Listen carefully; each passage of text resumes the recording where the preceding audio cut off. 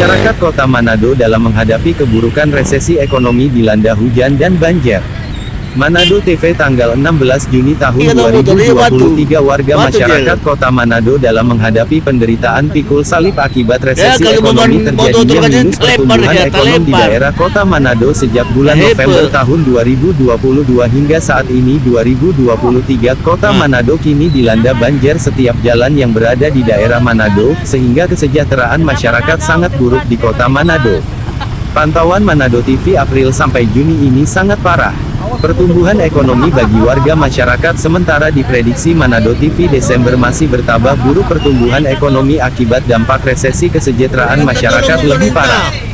Dampak resesi bagi warga masyarakat Kota Manado ini sangat terasa dan efeknya bersifat domino pada kegiatan ekonomi suatu daerah.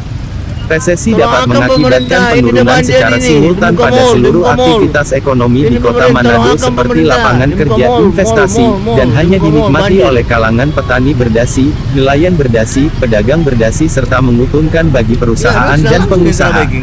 Berdasarkan investigasi lapangan Manado TV, jika resesi terjadi, angka pengangguran akan naik di Manado, kebiasaan belanja berubah, penjualan retail melambat dan peluang ekonomi berkurang.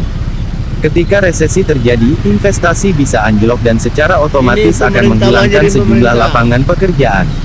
Melambatnya konsumsi akan membuat produksi manufaktur turun dan membuat angka PHK naik signifikan. Kondisi ini akan membuat angka pengangguran dan kemiskinan meningkat. Resesi ekonomi yang berlangsung lama bisa disebut depresi ekonomi. Suatu keadaan terjadinya penurunan aktivitas ekonomi yang parah dan berkepanjangan. Penurunan drastis tingkat ekonomi akibat depresi parah atau hiperinflasi bisa membuat kebangkrutan ekonomi. Inilah yang menyebabkan terjadinya resesi. Sebagian penduduk kehilangan pendapatan akibat kepemimpinan pemerintah Kota Manado saat ini, menyebabkan masyarakat kurang mampu tidak makan. Setengah dari penduduk Kota Manado nyaris tidak makan, sehingga masyarakat Kota Manado depresi akibat pertumbuhan ekonomi makin buruk. Demikian laporan reporter Jeffrey Tampomalu Manado TV.